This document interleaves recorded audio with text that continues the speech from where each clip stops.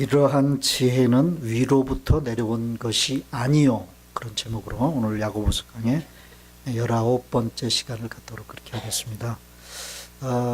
야고보서 3장을 우리가 지금 살펴보고 있습니다. 야고보서 3장은 두 단락으로 나눌 수 있어요.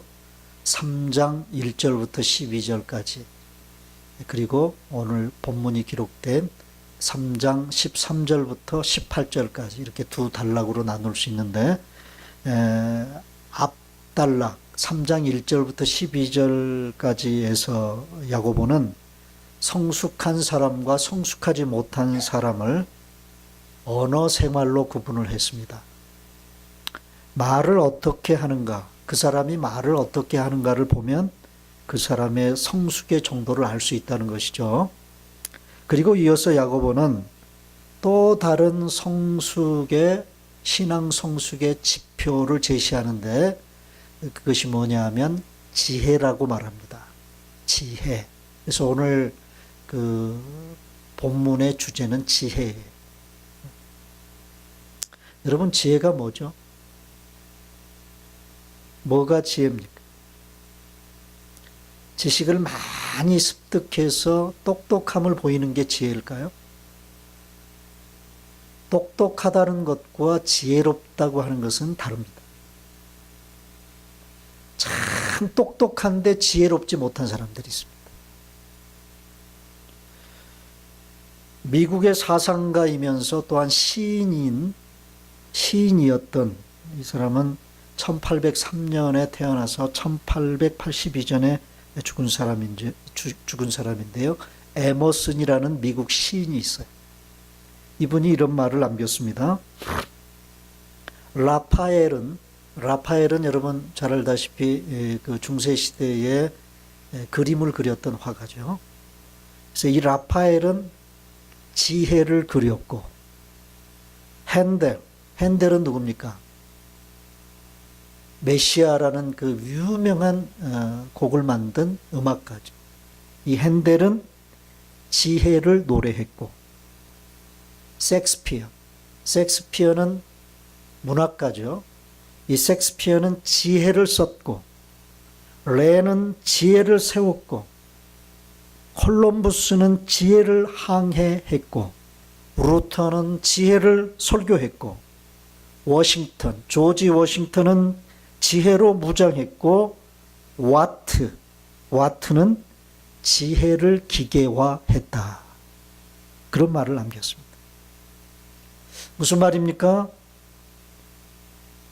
지혜라고 하는 것은 우리가 살아가는 일상적인 삶 모든 부분을 지배하는 정말 중요한 요소 중에 하나라는 것이죠. 이처럼 지혜는 사람이 살아가는 데 있어서 거의 모든 부분에 영향력을 미칩니다. 일반적으로 지혜라고 하는 것은 내가 습득한 지식이나 경험을 기반으로 해서 모든 것의 옳고 그름을 판단하는 능력을 의미합니다. 알고 경험한 지식을 내가 살아가는 일상적인 삶에 바르게 적용하는 능력, 그걸 지혜라고 그래요. 그래서 지혜는 항상 삶으로 나타나게 돼 있어요. 나의 삶 가운데 행함으로 나타날 수밖에 없습니다. 그래서 우리는 그 사람이 정말 지혜로운 사람인가 아닌가를 뭘 보고 알아요? 그 사람의 행동을 통해서, 그 사람의 삶을 들여다보면, 저 사람은 참 지혜롭게 산다. 또 말을 할 때도 참 지혜롭게 말한다. 또 행동을 해도 참 지혜롭게 행동한다. 그렇게 우리가 인지할 수 있죠. 그래서 지혜로움은 나의 행동 속에 묻어날 수밖에 없고 나타날 수밖에 없다는 것입니다. 그래서 오늘 본문도 그것을 말하고 있어요. 자, 13절 우리 다 같이 다시 한번 읽겠습니다. 시작. 너희 중에 지혜와 총명이 있는 자가 누구냐? 그는 선행으로 말미암아 지혜의 온유함으로 그 행함을 보일지니라. 여기서 말하는 행함은 바로 지혜로움의 행함입니다. 지혜롭게 행동하는 그 행함을 너희들 보여라. 네가 정말 지혜로운 사람이냐? 네 스스로 지혜롭다고 하는데 나는 총명한 사람이라고 하는데 그러면 그것을 행함으로 보이라는 거예요. 우리가 종종 그런 말을 하죠. 참 똑똑한 것 같은데 결과적으로 보면 똑똑한 것이 똑똑한 척 했던 것이 헛것이 되어버린 그런 사람을 일컬어서 우리가 헛똑똑이라고 그러죠. 그죠? 헛똑똑이. 헛똑똑이가 아니고요. 허똑똑이. 여러분, 무슨 말이냐 하면 자기의 똑똑함을 제대로 자신의 삶 가운데 적용하지 못하는 사람을 헛똑똑이라고 그래요. 자, 이런 사람이 있었다고 그럽니다. 어떤 사람이 죄를 지어가지고요, 감옥살이를 했어요. 감옥에 들어가서 형기를 이제 채우는데, 어떤 감옥에서 죄수들을 관리하는 한 관수가 유심히 어떤 죄수 하나를 이렇게 집중하게 됐어요. 행동하는 거나 말하는 거나 이런 것들을 보면서 저 사람이 형기를 마치고 또 세상에 나가면 도대체 어떤 삶을 살까 걱정이 돼서 이 사람에게, 이 죄수에게 뭔가를 좀 가르쳐야 되겠다. 그래서 세상 밖으로 나가도 올바른 삶을 살게 하고 싶은 그런 마음 때문에 이 간수가 그 죄수에게 글을 가르쳤어요. 글을 가르치고 글씨를 쓰는 법을 가르치고 또 이런 문서를 작성하는 그런 법을 가르쳤어요. 그래서 이 죄수가 형기를 마치고 출소를 했습니다. 감옥을 나갔어요. 그런데 한참 후에 보니까 자기가 글을 가르쳤던 이 죄수가 다시 감옥에 들어온 거예요. 죄명이 뭘까요? 네? 죄명이 뭘까요? 문서 위조범이에요. 여러분, 이런 사람을 가르쳐서 헛똑똑이라고 그럽니다. 뭔가 지식을 습득했는데, 뭔가를 배웠는데, 그 자기 지식과 자기 똑똑함을 자신의 삶 가운데 바르게 적용하지 못한 그런 사람의 일리라고 말할 수 있습니다. 그러면 우리 그리스도인들에게 있어서 지혜는 뭘까요? 세상 사람들이 일반적으로 정의하는 지혜는요, 일반적으로 저 사람 참 똑똑하다, 이런 쪽에 초점이 맞춰져 있습니다. 야, 저 사람 말 잘하네. 야, 언변이 탁월하다. 지식이 탁월하다. 이런 쪽입니다. 여러분, 이건 세상적인 기준입니다.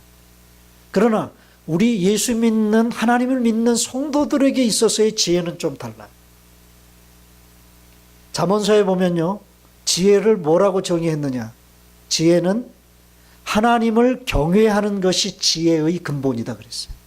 지혜가 뭐라고요? 하나님을 경외하는 것이다.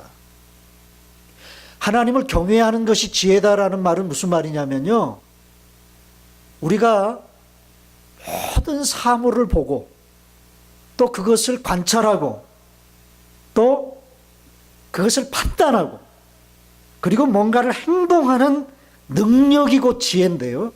지혜인데 그것은 바로 하나님의 관점에서 그렇게 보고 하나님의 관점에서 그렇게 판단하고 하나님의 관점에서 뭔가를 행동하는 능력, 그걸 성경은 지혜라고 말해요. 그러니까 여러분, 이 지혜라고 하는 것이 내 똑똑함을 드러내고 자랑질하기 위해서 필요한 게 지혜가 아니고요. 그게 지혜가 아니고 성경이 말하는 지혜는 하나님의 관점이 개입되는 거예요. 하나님의 마음으로, 하나님의 눈으로 모든 것들을 판단하는 거예요. 그리고 행동하는 것. 그래서 하나님이 우리에게 지혜를 주시는 오늘 그 야고보는요, 본문에서 그 지혜는 정말 우리가 소유하고 우리가 추구해야 될 지혜는 위로부터 오는 지혜다. 그렇게 얘기를 했어요, 오늘 본문에. 그럼 위로부터 오는 지혜는 어떤 지혜라는 말입니까? 하나님이 우리에게 주시는 지혜. 그 지혜는 어떤 목적으로 하나님이 우리에게 주시느냐? 그 하나님이 지혜를 주시는 목적은 하나님의 영광을 드러내라고. 네? 그 지혜로움을 가지고 자기 자랑하라고 하나님이 지혜를 주시는 것이 아니라 뭐예요? 하나님의 영광을 드러내고 하나님의 선하신 뜻을 실현하고 그리고 다른 사람들과의 관계 속에서 그리스도의 사랑을 실천하라고 하나님은 우리에게 지혜를 주신다는 거예요. 야고보는 우리 성도가 가지고 있어야 할 하늘의 지혜와 가져서는 안 될 땅의 지혜를 대조시켜서 오늘 본문에서 교훈하고 있습니다. 먼저 야고보는 땅의 지혜를 설명합니다. 이 지혜는 위로부터 난 지혜가 아니라고 말합니다. 하나님으로부터 주어지지 않은 지혜가 있다는 거예요. 땅 위의 것이라고 했어요. 자, 15절 우리 다 같이 다시 보겠습니다. 다 같이 시작. 이러한 지혜는 위로부터 내려온 것이 아니요 땅 위의 것이요. 자, 여기까지. 그 지혜는 땅 위의 것이다. 자, 그러면 이 땅 위의 지혜, 하나님으로부터 주어진 것이 아닌 이 땅 위의 지혜는 도대체 어떤 지혜일까? 그 지혜는 어떤 식으로 우리에게 나타날까? 그 땅의 지혜의 양상들을 우리에게서 표현되어지는 땅의 지혜의 모습들을 한번 오늘 본문에서 몇 가지로 좀 살펴보도록 그렇게 하겠습니다. 첫째는요, 땅의 지혜는 교만함으로 나타나게 되어 있습니다. 그리고 자기를 자랑하는 것으로 나타나게 되어 있다고 야고보는 말합니다. 자, 13절. 다 같이 다시 읽습니다. 시작. 너희 중에 지혜와 총명이 있는 자가 누구냐? 그는 선행으로 말미암아 지혜의 온유함으로 그 행함을 보일지니라. 자, 너희 중에 지혜롭다고 하는 사람들이 있어? 나만큼 똑똑한 사람 있으면 나와봐. 아마 초대교회 안에 야고보 오늘 본문을 기록한 이 야고보가 뭔가 관여하고 있는 그런 초대교회 안에도 이런 사람들이 있었던 것 같아요. 교회 안에. 그러니까 너희 중에 지혜와 총명이 있는 자가 있느냐? 라고 질문을 했어요. 자, 여러분 주변에 이런 사람들이 있어요? 우리끼리니까. 있어요? 교회 안에도 있어요? 없어요? 있을 수 있어요? 없어요? 있을 수 있죠. 그런데 그렇게 뭔가 자기 지식, 자기가 뭔가 경험한 그런 것들로 인해서 나는 참 지혜로운 사람이다 라고 스스로 뭔가를 얘기하는 그런 사람들이 있다면 그 사람의 지혜가 정말 참된 지혜가 되려면 그 지혜 속에 뭐가 묻어나야 된다? 여기 오늘 본문에 그 지혜 속에 뭐가 있어야 돼요? 여기 제가 노란 글씨로 써놨잖아요. 온유함이 묻어나야 된다. 온유함의 반대는 뭡니까? 온유함의 반대는 뭐예요? 교만함이죠. 교만함. 그래서 참 똑똑한데 그 똑똑함을 교만함으로 드러내는 사람들이 있습니다. 그런데 어떤 사람은요, 정말 많이 배우고 정말 세상적으로도 뭔가 그 많이 배운 사람답게 어떤 주위에 있음에도 불구하고 인격적으로 온유함이 묻어나는 사람들이 있어요. 온유함. 그래서 지금 교회 안에 나는 지혜로운 사람이야 라고 스스로 자부하는 사람들에게 야고보가 일침을 놓는 거예요. 그래, 그렇다면 너희들의 지혜, 그 지혜 속에 온유함이 있어? 라고 묻는 겁니다. 그러므로 참된 지혜가 아닌 거짓된 지혜의 특성이 뭐예요? 교만함으로 나타납니다. 많이 배운 것 때문에 교만해질 수 있다는 것입니다. 여기 지혜의 온유함이란 말은 지혜 속에, 그 사람의 지혜 속에 온유함을 지니고 있다는 그런 말입니다. 자신의 지식과 지혜로움과 똑똑함으로 인해 교만해지지 않는 것입니다. 자신이 아무리 많이 배우고 많이 알고 있다고 할지라도 자신의 지식과 주장을 하나님의 말씀의 권위 아래 둘 줄 알아야 해요. 이걸 온유함이라고 그래요. 근데 우리 한국 사람들은요, 서로 무슨 토론을 하잖아요, 얘기를 하잖아요. 그럼 자기의 주장이 최고의 권위. 그러니까 늘 쌈판이 벌어지는 거예요. 우리 남자들 정치 얘기하면요, 한국 남자들은 정치 얘기를 하면 꼭 쌈판이 벌어집니다. 왜 그럴까요? 자기가 하는 말, 자기 주장이 옳아야 돼요. 여러분, 사람의 주장이나 사람의 말이 절대적으로 옳을 수 있습니까? 그럴 수 있어요? 그럴 수 없잖아요. 그러므로 그런 자리에서 온유함을 보일 수 있는 사람은 어떤 사람이냐? 하나님께서 이렇게 말씀하셨다 그러면 핏대를 올려서 주장했던 자기 주장도 하나님의 말씀의 권위 앞에 내려놓을 수 있어요. 그게 온유함이라고요.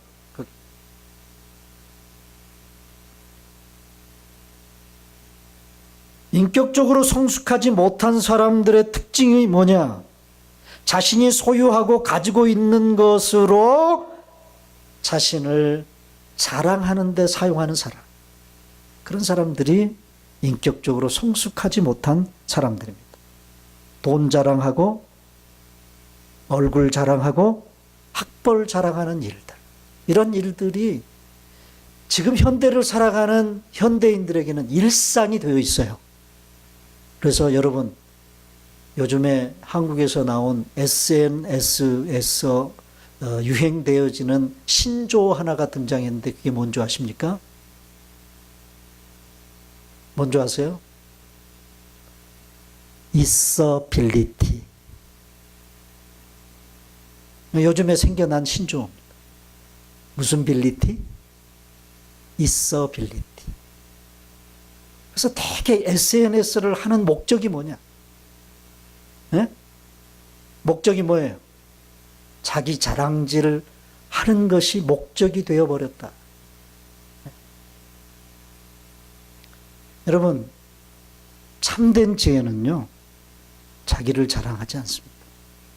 자기가 가지고 있는 것으로, 자기가 뭔가 습득한 그것으로 자기를 자랑하지 않아요. 그러므로 거짓된 지혜는 어떤 모습으로 나타나요? 그걸 땅의 지혜라고 야고보는 얘기를 했는데, 첫 번째는 교만함으로 드러나요. 그리고 자기를 자랑하는 것으로 나타나게 되죠. 그렇다면 그 지혜는 참된 지혜가 아니다. 그 다음에 또 어떤 모습으로 나타나느냐? 14절 다시 하나 더 넘기세요. 다 같이 읽습니다. 다 같이 시작. 그러나 너희 마음속에 독한 시기와 다툼이 있으면 자랑하지 말라 그랬죠. 여기 땅의 지혜의 특성을 야고보는 오늘 본문에서 이 독한 시기와 다툼이라는 용어로 설명합니다. 네. 너희 중에, 너희 속에 독한 시기와 다툼이 있다면 너희들의 지혜를 뭐 하지 말아라? 자랑하지 말아라. 그러니까 참 지혜가 아닌 거짓 지혜의 특성은 뭐냐? 어떤 모습으로 나타나냐? 시기와 다툼으로 나타납니다. 여기서 이 시기는 다른 사람을 질투하는 것입니다. 질투라고 하는 것은 이기적인 야망을 얘기합니다. 여기 다툼이라는 단어가 헬라어 원어적으로 더 가깝게 번역을 하면 이기적인 야망이라고 그렇게 번역할 수 있어요. 또는 다른 사람을 짓밟고 이기고 싶은 약육강식적인 경쟁심, 그것을 다툼이라고 얘기할 수 있어요.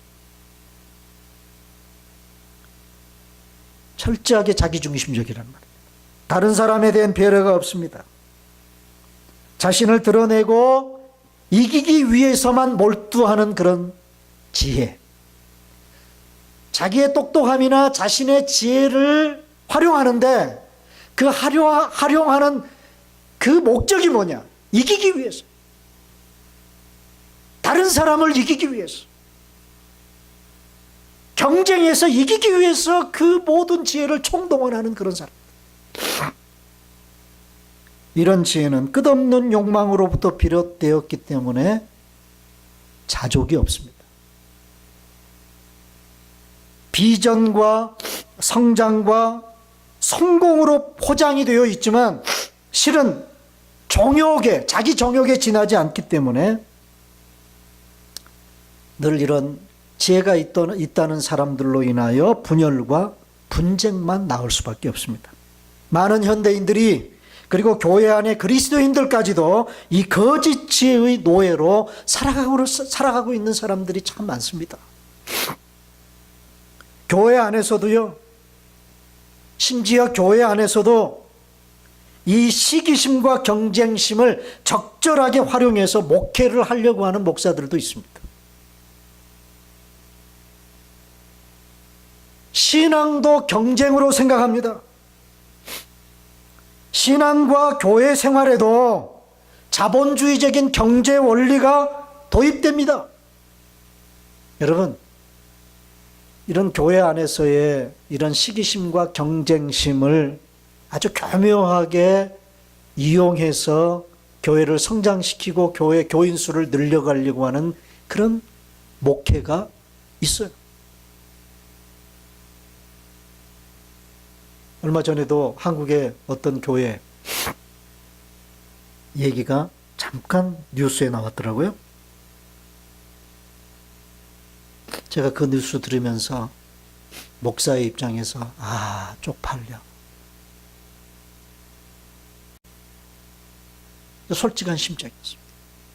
뭐냐? 얘기만 하면 여러분 다 알 수 있는 교회. 최근에 뉴스거리가 되어진 그런 교회. 교회에서 직분자를 세우는데 최대의 액수가 5천만 원. 무슨 말이에요? 직분을 받으려면 5천만 원을 헌금해야 되고 교회에 최소한의 금액이 500만 원. 여러분, 그게 한국 교회의 현실입니다. 그러니까 이거 없으면 직분자가 될 수 있어요, 없어요? 없어요. 그런데도 큰 교회들은요, 너도 나도 직분자가 되기 위해서 경쟁적으로 헌금을 한다. 여러분, 벼락 맞을 일입니다.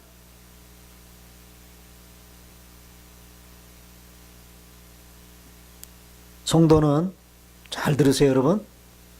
성도는요, 서로 경쟁하기 위해서 교회에 들어와 있는 게 아니에요. 시기심과 경쟁심을 부풀려 뭔가를 얻어내고 만들어 내려고 모인 곳이 교회가 절대 아닙니다. 그걸 여러분 아십니다. 이런 시기심과 경쟁심을 부추기는 목회를 하니까 교회들마다 문제가 생기면 다툼이 일어나는 거예요. 분열이 일어나는 거예요. 자, 이렇게 두 번째로 땅의 지혜는 어떤 모습으로 나타나느냐? 시기와 다툼으로 나타납니다. 그 다음에 세 번째, 또 땅의 지혜는 어떤 모습으로 나타나냐 하면 거짓과 혼란으로 나타납니다. 자, 14절 말미, 오늘 본문 말미에 보면, 자, 자랑하지 말라고 그래 놓고 두 번째는 뭐 하지 말라고 또 얘기합니까? 진리를 거슬려 뭐 하지 말아라? 거짓말하지 말라. 독한 시기심과 경쟁심으로 드러나는 지혜는요, 필연적으로 거짓말을 수반할 수밖에 없습니다. 네. 왜 그렇습니까? 왜 시기심과 경쟁심에는 거짓말이 수반될 수밖에 없느냐? 왜냐하면 수단 방법을 가리지 않고 이겨야 하기 때문에 그렇습니다. 내 경쟁 상대를 수단 방법 가리지 않고 이겨야 하기 때문에 거짓말이 난무할 수밖에 없습니다. 그래서 학벌을 속이고요, 논문을 표절하고, 심지어 목사들은 뭐까지 표절합니까? 뭘 표절해요? 유명한 목사님들을 설교를 표절합니다. 왜 그래요? 왜 그렇게 돼요? 내가 저 옆에 성장하는 저 교회 목사를 이겨야 하기 때문에 거짓이 동반된 거예요. 시기와 다툼이 있는 곳에는 여러분 혼란과 악한 일이 따릅니다. 자, 16절 다 같이 읽습니다. 시작. 시기와 다툼이 있는 곳에는 혼란과 모든 악한 일이 있습니다. 여기 시기와 다툼을 바꾸면요, 땅의 지혜가 있는 곳에는 혼란과 모든 악한 일이 있다, 그렇게 바꿀 수도 있어요. 여러분, 아무리 정의를 부르짖으며 행동해도요, 그 결과로 혼란과 악한 일이 일어나면 그것은 지혜도 아니고 선도 아닙니다. 우리 주변에 보면 명목상으로 드러내는 하나의 캐치플레이즈는 그럴듯해요. 그런데 그것의 결과가 뭐냐? 폭력이다. 여러분, 그런 일들이 우리 한국 근대사 속에도 많이 일어났고요, 요즘에도 그런 일들은 많이 일어납니다. 그 일제강점 시기, 우리나라 일본이 우리나라를 점령하고 있을 때 1919년 3월 1일 날 전국적으로 만세운동이 벌어졌죠. 그죠? 만세운동이. 그런데 만세운동이 3월 1일 날 벌어지고 3월 3일 날 서울 도심 곳곳에 통고문이 붙었어요. 어떤 통고문이냐? 그 독립선언문을 파고다 공원에서 그 독립선언문에 한국의 당시에 리더십을 발휘했던 33인이 이제 서명을 하고 독립선언문을 낭독을 했죠. 그 33인 중에는 많은 사람들 우리 기독교인들이었어요. 기독교인들. 그런데 그 기독교인 말고도요, 천도교라고 하는 소위, 이 천도교라고 하는 그 종교의 그 리더들도 거기에 많이 동참을 했습니다.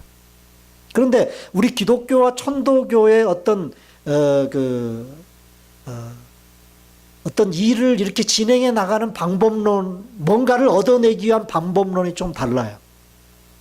당시 우리 기독교는요, 철저하게 예수님의 본을 따라서 비폭력적인 방법으로 이 만세운동을 진행해야 된다는 것이고, 이 천도교 쪽에서는요, 뭔가를 얻어내려면 적당한 폭력도 필요하다.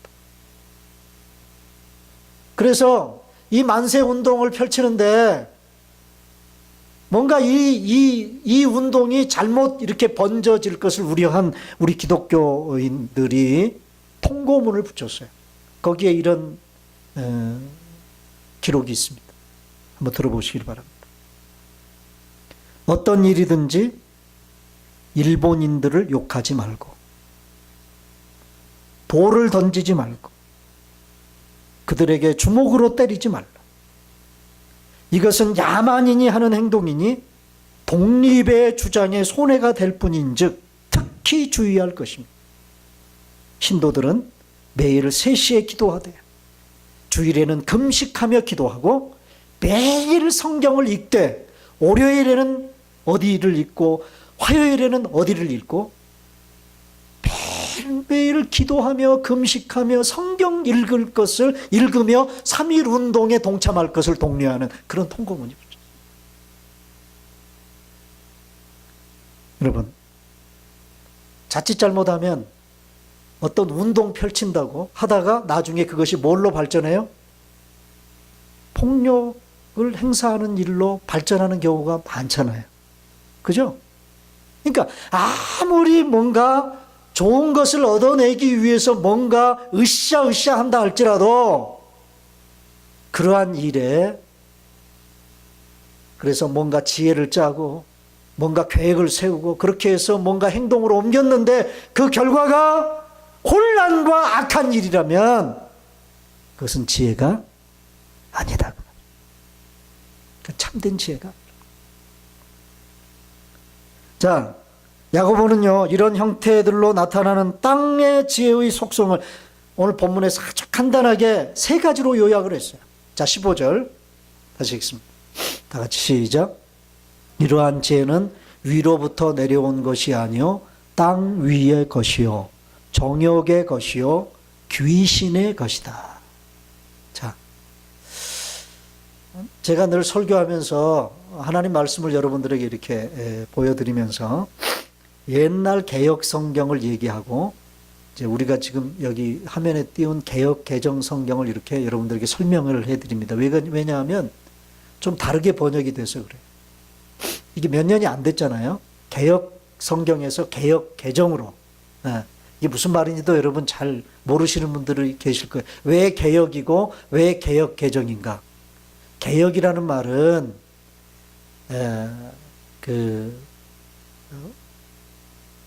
오리지널 성경을 번역했단 말이에요. 우리말로. 그걸 개역이라고. 그런데 그래서 옛날에는 그 개역 성경을 우리가 사용했어요. 우리말 성경을. 그런데 그 개역 성경을 또 개정했어요. 또 다르게 번역했단 말이에요. 그래서 그걸 개역 개정이라고. 우리가 지금 사용하고 있는 성경. 그래서 전에 사용했던 이 개역 성경에는요, 이 구절이 어떻게 기록되어 있느냐 하면, 이러한 지혜는 위로부터 내려온 것이 아니요 세상적이요 정욕적이요 마귀적이다. 그렇게 번역을 했는데 개역 개정에서 이걸 바꿨어요. 어떻게 해요? 세상적이요라는 것은 땅 위의 것이요, 정욕적이요라는 것은 정욕의 것이요, 마귀적이요라는 말은 귀신의 것이요, 이렇게 바꿨다. 그래서 저 같은 경우에는 오래 성경을 사용하면서 이 개역 성경을 사용했기 때문에 개역 개정으로 이렇게 바꿔놓은 부분이 어설퍼요. 네, 받아들여지기. 네. 자, 그래서 이제 말미에 이 부분을 좀 정리하도록 그렇게 하겠습니다. 왜 땅의 지혜가 세상적이냐? 왜 땅의 지혜가 세상적이냐? 여기서 땅의 지혜가 세상적이라는 말은요, 세상의 가치 판단 기준에 의해서 평가받는 지혜. 여러분, 세상적인 가치 평가 기준에서 평가받는 지혜는 어떤 모습으로 나타납니까? 아까 얘기했죠. 어떤 모습으로 나타나요? 교만함으로, 자기를 자랑하는 것으로 나타나게 돼 있어요. 이게 세상적인 평가 기준. 그래서 SNS에서 있어빌리티라고 하는 그런 신조어가 나올 정도가 돼버렸다. 그래서 세상적이다. 세상적. 또 왜 정욕적입니까? 여기서 땅의 지혜가 정욕적이라는 말은 육신적이고 본능적이다라는 말입니다. 전혀 영적인 모습이 없다는 거예요. 그래서 오늘 이 정욕적이다라는 이 구절을 영어 성경에서는 unspiritual 그렇게 번역을 했어요. 무슨 말입니까? unspiritual하다는 것은 영적이지 않다는 거죠. 뭐가 더 크다는 말입니까? 동물적인 본능이 더 크다는 거예요. 여러분, 사람들에게 동물적인 본능이 있습니까? 없습니까? 있어요? 없어요? 있죠. 그런데 사람이 다른 동물과 다른 이유가 뭐예요? 사람에게는 어떤 욕구가 또 있어요? 스피리추얼한 욕구가 사람에게는 또 있어요. 그런데 정욕적인 그런 지혜를 발산하는 사람들의 모습을 보면 그 욕구가 어디 쪽에 초점이 맞추어져 있어요? 동물적인 본능 쪽에 초점이 맞추어져 있더라 그 말이에요. 철저히 자기 보존적이고 약육강식적. 일부 예배 때 우리 딸한테 약육강식이 뭐냐 물어보니까 모른다고 그러더라고요. 여러분, 약육강식이 뭐죠? 네? 약하면 먹히고 힘이 세야 힘이 세야 잡아먹고, 그게 약육강식이죠. 그런데 그 약육강식적인 그런 마인드를 가지고 자기 지혜를 적용하는 사람들이 있다. 여러분, 현대를 살아가는 모든 사람들의 가치 개념이 그렇지 않습니까? 특별히 자본주의 사회 속에서 살아가는 어떤 삶의 원리 속에 이 약육강식의 원리는요, 보편적인 가치처럼 받아들여지죠.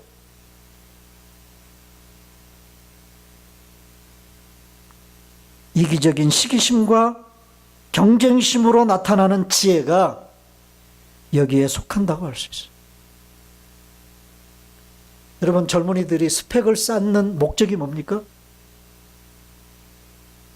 목적이 뭐죠? 이기기 위해서. 그죠? 이기기 위해서. 여기 또 마귀적이라고 그랬는데, 여기서 땅의 지혜가 마귀적이라는 말은 그 지혜를 사용함이 마귀의 습성을 닮았다는 말입니다. 무서운 말입니다. 여러분, 마귀는요, 우리에게 창세기 3장의 에덴 동산의 하와를 무너뜨리기 위해서 마귀가 써먹었던 방법을 지금도 그대로 마귀는 사용합니다. 하와를 무너뜨리기 위해서 마귀가 하와에게 했던 말이 뭐예요? 선악과 따먹으면 네가 뭐처럼 될 수 있다? 하나님과 같은 그런 지혜를 네가 소유할 수 있어. 그 얘기는요, 하나님처럼 될 수 있다는 거예요. 마귀는 지금도 으뜸이 되라고 부추깁니다. 여러분, 으뜸이 되려고 하는 사람들만 많고 섬기는 사람들이 없는 공동체, 한번 생각해 보세요. 교회도 으뜸이, 교회 안에도 으뜸이 되려고 하는 사람들만 우글거리고 다른 사람을 섬기고 다른 사람의 종이 되어서 다른 사람의 발을 씻기는 그런 섬김의 어떤 아이덴티티를 가지고 교회 생활을 하려고 하는 사람이 없다면 교회가 어떻게 될까요? 그러한 공동체는 요란함과 악한 일만 무성할 것입니다. 승자는 없고 패자만 즐비한 곳. 그래서 요즘에 한국에 그 동계올림픽 하잖아요. 평창에서. 무섭더라고요. 한국 선수들이 금메달 못 따면요, 금메달을 못 딴 원인을 제공한 사람들을 네티즌들이 공격을 하는데 죽여버리겠다고 그러고요. 근데 이번에 그 쇼트랙에서 한국 남자 두 선수가 결승에 올라가가지고 둘 다 떨어졌죠. 네?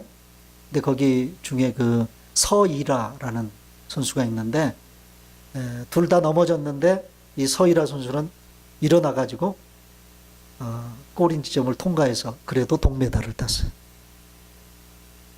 근데 이 네티즌들이 중국 선수, 중국 네티즌, 중국 사람들은 중국 사람들 나름대로 이 전에 경기에서 이 서이라 때문에 아마 자기 그 중국 선수가 반칙을 해가지고 아마 탈락이 된 거예요. 서이라는 올라가고. 그래가지고 중국 네티즌들이 막 난리를 피운 거예요. 이 서이라 선수가 뭐라고 그 댓글을 달았는 줄 아세요? 뭐라고? 중국말로 나는 당신을 사랑합니다. 나는 당신들을 사랑합니다. 우리 한국 네티즌들이 또 이 서일아를 공격한 모양이에요. 어? 이 후배가 말이지 선배를 이렇게 좀 뭐예요? 저거 해야지. 네가 올라가겠다고 그냥 바둥거리면 되냐? 그래서 아마 그 전에 준중 결승전인가 거기서 한국 사람 3사람이 올라갔는데 황 누군가가 탈락된 거예요. 서일아 때문에 탈락됐다고 그래가지고 막 공격을 해요. 거기에 이 친구가 뭐라고 댓글을 달았느냐. 예수님은 여러분들을 사랑합니다. 네. 무섭습니다. 뭐가 무서워요? 네? 못 이기면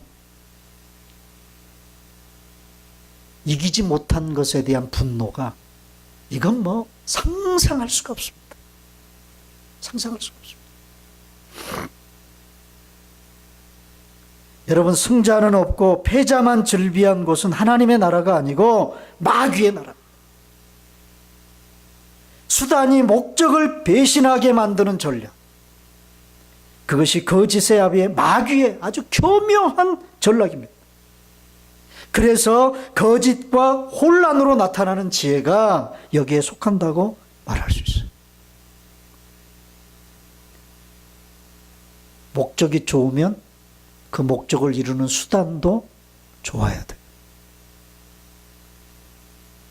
목적은 좋은데 그 목적을 이루는 수단 방법을 가리지 않는 것이 돼버리면 그걸 가리켜서 수단이 목적을 배신한다고 그러는 거예요. 여러분, 그런 일들은 우리의 삶 가운데서 얼마든지 벌어진다 그 말이에요. 이처럼 땅의 지혜는 평화보다 투쟁을 일으키고 화합보다 분열을 일으키며 친교보다 다툼을 일으킵니다. 그러므로 우리 믿는 성도들은 이 땅의 지혜를 멀리하고 이웃과 교회의 화합과 친화를 도모하는데 앞장설 수 있어야 됩니다. 사랑하는 여러분, 온유한 지혜를 나타내십시다. 섬김의 지혜를 나타내십시다. 그리고 선행의 지혜를 나타내는 그런 성숙한 성도의 삶을 살아가시는 저와 여러분들 다 되실 수 있기를 주님의 이름으로 축원합니다.